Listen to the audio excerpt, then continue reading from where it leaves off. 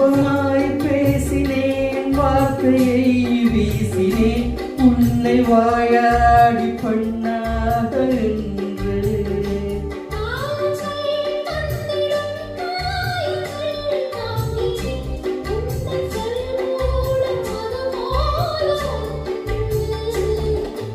பூங்கோதையே சொன்ன என் வார்த்தையை உன்னை அறியாமல் நான் சொன்ன மொழிதானம்மா.